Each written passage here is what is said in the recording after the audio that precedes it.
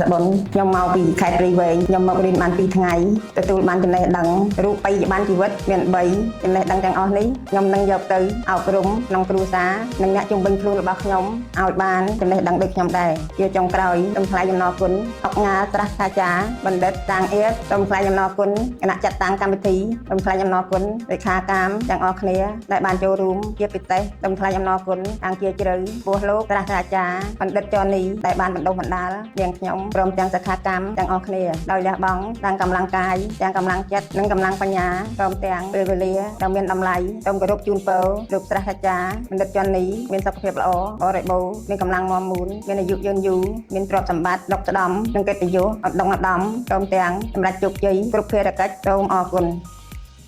ពីច្រើនចម្រើនចំណេះចេះច្រើនចម្រើនទ្រនាំមកជូនដល់